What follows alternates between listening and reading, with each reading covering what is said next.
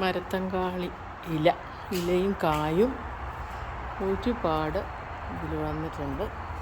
നമ്മളത് ഈ മരത്തങ്കാളി കായ എടുത്തിട്ട്, ഈ പച്ചക്കായ എടുത്തിട്ട് എല്ലാം സ്റ്റോർ ചെയ്തിട്ട് ഉണക്കി വയ്ക്കും. അതിൻ്റെ പ്രോസസ്സ് കാണിച്ചു തരാം. ഇതാണ് പഴുത്തത്. നല്ലതാണ്, ശരീരത്തിന് നല്ലതാണ്. അതുപോലെ ഇല വെച്ച് നമുക്ക് തോരനും ഉണ്ടാക്കാം. ഒരുപാട് ഇലയുള്ളത് കൊണ്ട് നമുക്ക് ഇങ്ങനെ കട്ട് ചെയ്തെടുക്കാം.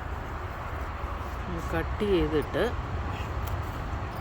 പിന്നീട് അതിൽ നിന്ന് കായും ഇലയും മാറ്റിയിടും. ഇതുപയോഗിച്ച് കാ മാറ്റിക്കഴിഞ്ഞ് ഇല വെച്ച് നമുക്ക് പരിപ്പിട്ട് ദാൽ കറി ഉണ്ടാക്കാം.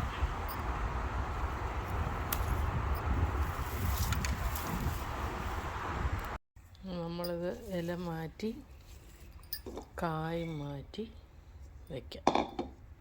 കുറച്ചേ എടുത്തുള്ളൂ. ഇല ഫ്രഷായിട്ട് നന്നായിട്ട് കഴുകി നന്നായിട്ട് അരിഞ്ഞെടുക്കണം ചെറുതായിട്ട്. പാൻ ചൂടായതിന് ശേഷം ഏതെണ്ണ വേണമെങ്കിലും ഒഴിക്കാം. കടുക്, ഒഴിച്ച് പച്ചമുളക്, ശേഷം കുറച്ച് വെള്ളം ഒഴിച്ചതിന് ശേഷം ഇത് മഞ്ഞൾപ്പൊടി ഇടുക.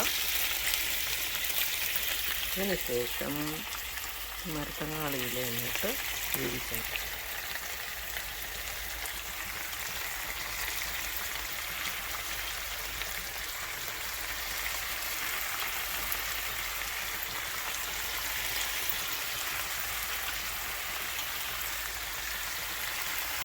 നന്നായിട്ടൊന്ന് ഇളക്കണം.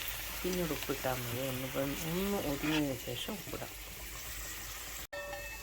അടച്ച് വയ്ക്കാം.